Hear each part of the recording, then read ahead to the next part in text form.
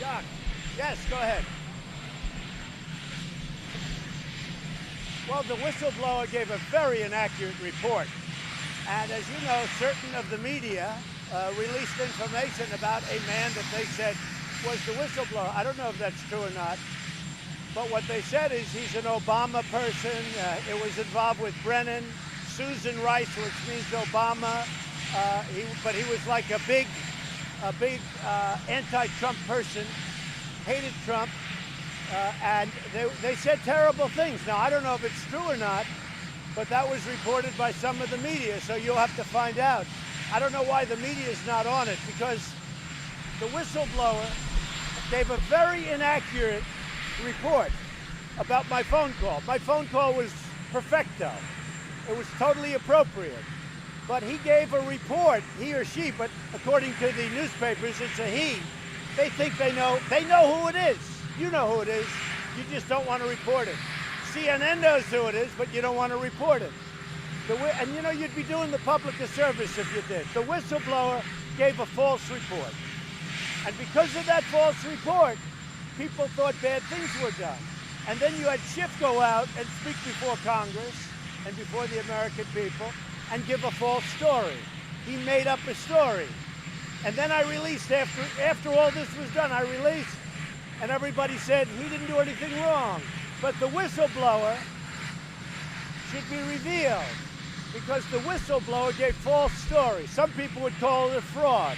I won't go that far, but when I read it closely, I probably would.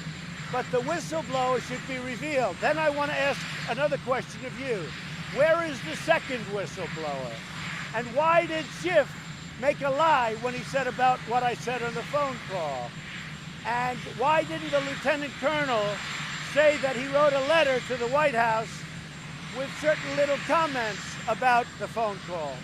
And all of those many people that listened to the phone call, why didn't they have a problem with it? Because they didn't have. Many people listened to calls between, I know that. And for instance, the Secretary of State Pompeo was on the call. Nobody had, with all of those people, very few people that I know came forward. And they only came forward when you asked. And some of them are never Trumpers. So, but why didn't all of those people listening to this absolutely, totally appropriate phone call, why didn't they come forward? So, you know, it's a whole scam. It's an impeachment scam. And you know what it is? It's between the Democrats and the fake news media. We'll be showing that to you real soon, okay? Yeah, go ahead. Go ahead. In terms of the African-American community, are you concerned that the possibility of impeachment might hurt your standing? No, I think I have a great standing in the African-American community, because if you look at what we've done, as you know, we have the best unemployment numbers in the history of our country for African-Americans. We have the best poverty numbers. We have the best employment numbers. And I'm doing great. African-American community gets it. And I did criminal justice reform. Nobody else. I did it. Without me, you don't have criminal justice reform. And that was for the African-Americans more than anybody else. So I think my standing in the African-American community is maybe the best. We're going to see. We're going to see in 1 year. But I think that I'm going to get a tremendous percentage of votes from the African American. I did one other thing. I did opportunity zones. And these are neighborhoods that a lot of people wouldn't be investing now because of what I did with Tim Scott and some others. But Tim Scott was fantastic, of South Carolina. We did opportunity zones. It's an incredible thing. So I think we're going to do great with African Americans. We have tremendous African American support. What about the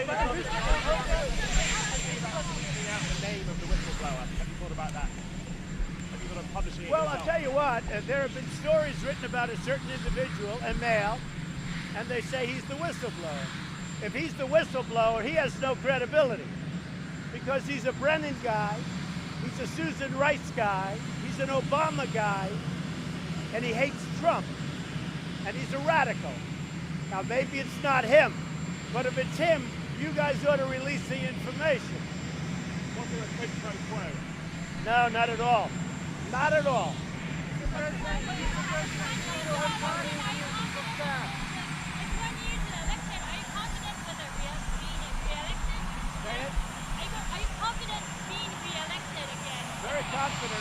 numbers are great. We're doing very well in the polls. And by the way, not that it's very important because you got elected, but the impeachment polls have been very, very strong, and especially in the swing states. I think you see that. The swing states, they don't want to hear about it. And we have polls, people don't want to hear about impeachment. The only one that wants impeachment to talk about it is the fake media and the Democrats, who basically, they work for the media. The way I look at it, the Democrats work for the media.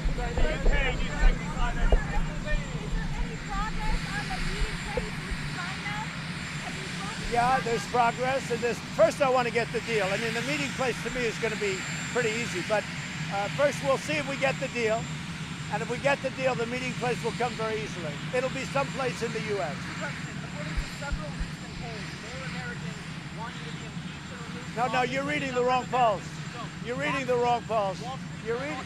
Let me just tell you, I have the real polls. The CNN polls are fake. The Fox polls have always been lousy. I tell them they ought to get themselves a new pollster.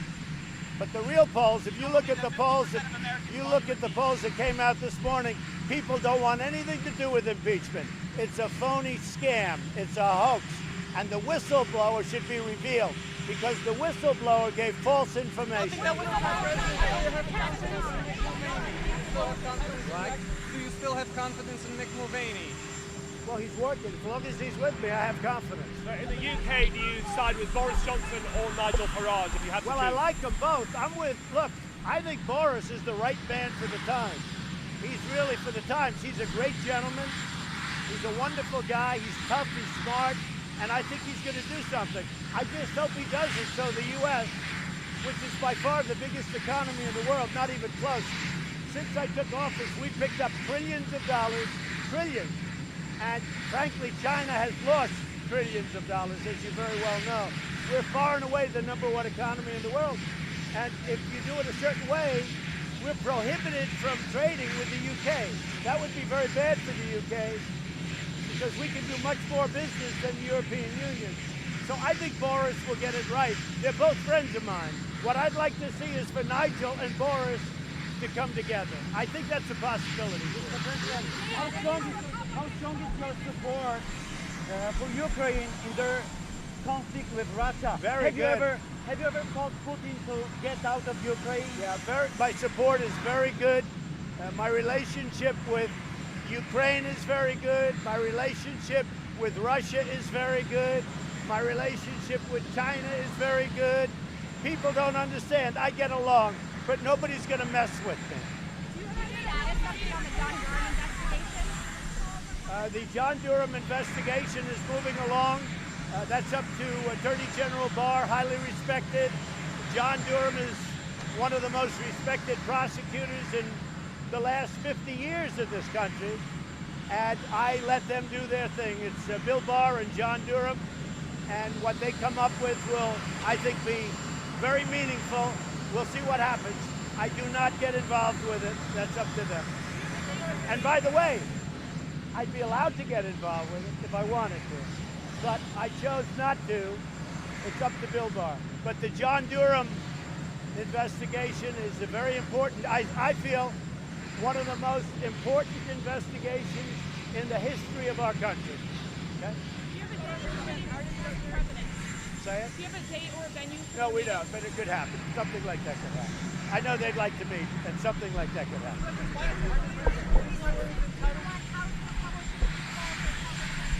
I think that the House Republicans and the Senate Republicans have been incredible. I don't think there's ever been unity like we have right now. We had 195 or so votes. We didn't have one negative vote.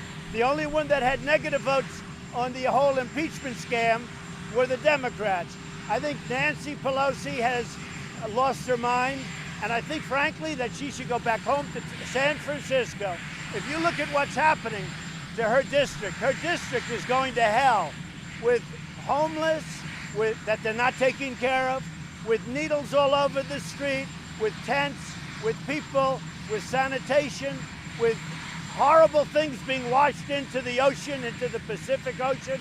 I think Nancy Pelosi, her district has probably gone down more than any district disproportionately in the United States.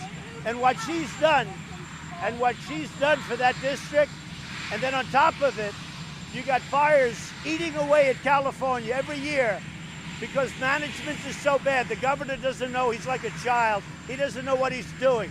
And I've been telling this for 2 years. They've got to take care of it. Every year, it's always California. It's rarely somebody else or someplace else. But Nancy Pelosi ought to go back to her district and take care of it because her district has become a mess. #1 in the country for going down. All she thinks about is impeachment, but she doesn't want to impeach. You know who wants to impeach? The people that run the party, the radical left. Why don't you testify, sir? And if so, That's up to him and up to the lawyers. It's really up to the lawyers. I like John Bolton. I always got along with him, but that's going to be up to the lawyers. Mr. President, there's a genuine concern there could be a government shutdown. Read the transcript. Read the transcript. But it says I have no. Read the transcript. What about a government shutdown? There's a genuine concern. Democrats believe that you will hold up funding for the government because you're so upset about impeachment. Is that something that could be a possibility? What do you say to the American people? I don't think they believe that at all. But we'll see what happens. The Democrats I call them the do-nothing Democrats. They're doing nothing. They're not getting USMCA done. Everybody wants it. Even the Democrats want it. They're not getting anything done. Even guns, they don't talk about guns. All they can do is talk about one phone call made to the president of Ukraine that was perfect. It was perfect. It was a perfect phone call. And they're hanging their hat on this one phone call. And you know what? The Republican Party has never been so unified. That includes senators, that includes House. They've never been so unified. Can you commit to no government shutdown? I mean, people that are Depends concerned, what would it you say? depends on what the negotiation. I wouldn't commit to anything. It depends on what the negotiation is. Okay?